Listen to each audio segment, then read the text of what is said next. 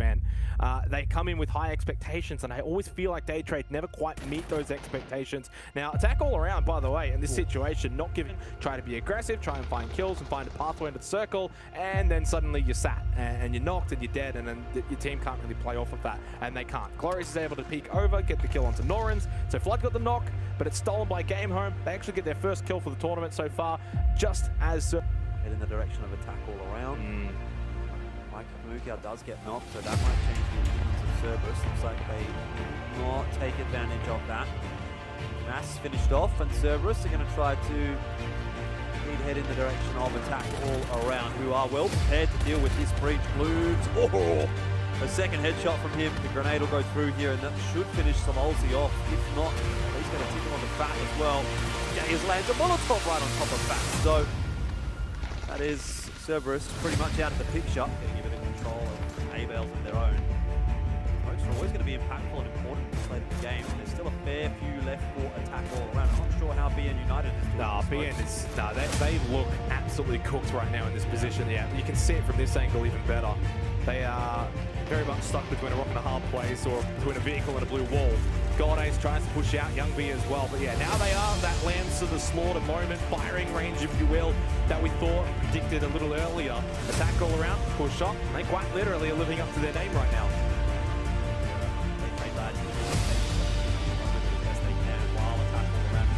Still a little bit distracted by United. Chance for Day to maybe make something happen now that it's a 4-on-3. That's a good volley. 4-on-2. Probably not a whole lot that Day Trade can really do about it. Flashes into the blue, and Doran's the last on the line. Well, attack all around. They may have had the compound for quite some time and didn't have it at the end of the game. This match a little bit. I said there wasn't much happening, and now it feels like there's a lot happening around everywhere. Attack all around.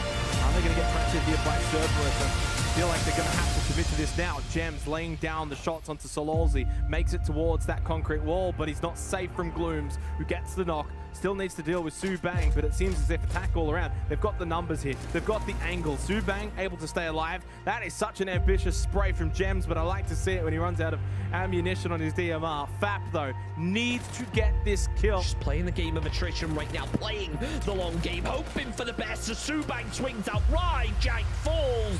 The Van ends up falling as Gems sneaking up behind. One big spray, potentially followed by another. No, not to be. God, you remains. Unicorn Phoenix do end up falling. No second chicken dinner for them. No teams in the top 5 into our top 4 from this match. Gems with the mini opens up, trying to thread the needle, find the head onto Game Home, but it just can't be found. Gems breaks the M4, knows that Game Home might try to go at bangs, come up over the top, back all round, swarming, surrounding Game Home, and confirming the kills for Combat. That's to the police line, attack all around. They're going to be putting themselves in a good spot. Gems jumps down, and he does win that fight. But Y8 with the nade over the top, it lands close. Is it close enough? No.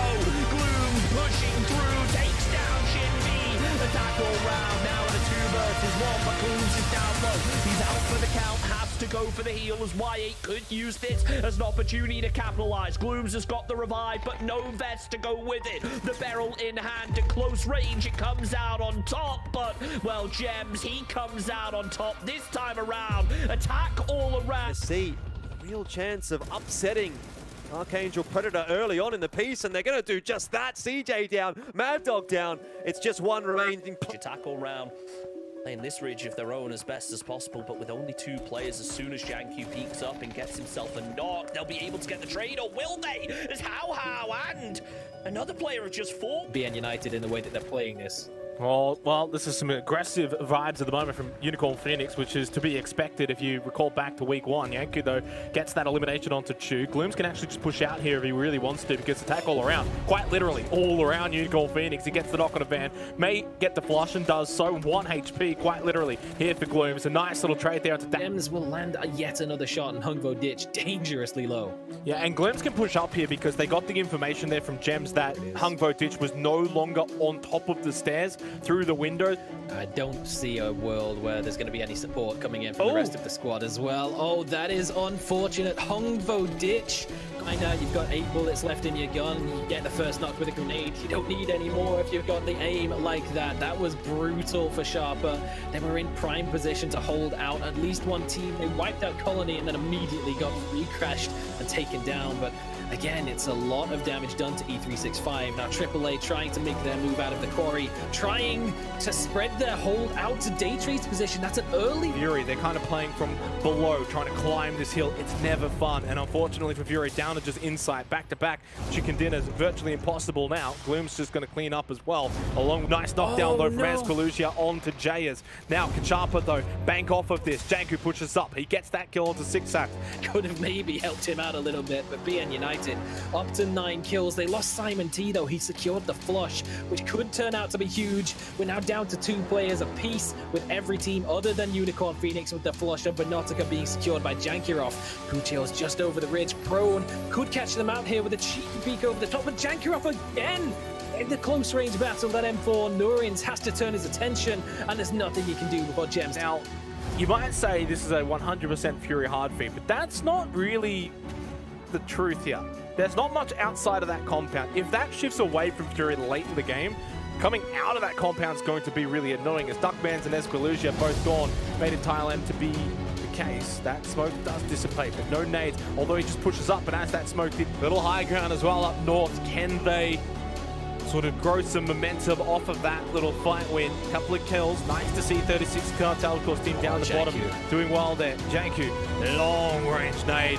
That is not even a Kobe, that's a Curry, as he's able to get a lot of damage. The follow up as well from Janku from downtown. He just goes bang, and he's able to Have not opted to try and make a play directly towards them. They're going underneath. They're going to pull up in the dip just below, which is dangerous territory. Oh, the puts them in nades. very much grenadable distance, but there's no windows on that side of the building. But Glooms, how can he just walk out like that and throw it for free? Nobody's looking in this direction, and he just peeks up over the top. And it's actually Daytrade on the way in, who actually take out 36 Cartel, and then That's no, because you we'll talk about that later. Anyway, right now let's focus on Gems and the push that he's trying to make it work. Now Simon goes down, so does Death. Got 8, also going to be eliminated. BN United, they were favourites in the centre of the zone, but now things have just fallen apart. Attack all around with 4 players strong, make it 3 as he runs out of ammo. Young B falls, BN United fall in suit now. It's a 3 versus 2 as Sereyu tried to get the revives off, they're not quite working.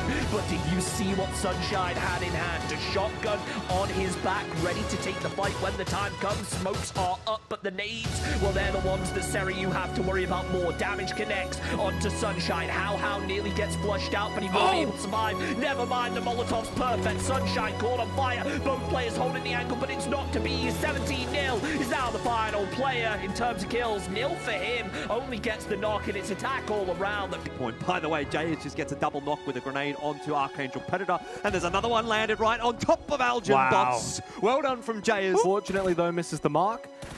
Well played there from Sharper, not just pushing out onto him, and they're just now getting the reinforcements to arrive. 6-Sax goes down, so does Balmoth, and he's going to kill them both. That's probably... Blood and Ronan finding a knock on separate teams. Still more shots coming through from Made in Thailand, and that is indeed the end of Unicorn Phoenix. You prophesized it. Their vehicle blows up as well, just for good measure. It's like a double tap in a zombie movie. The nade, not a bad one onto Jacob and Danawa. And that one is even better. Lands right on top of the player trying to med. Glooms.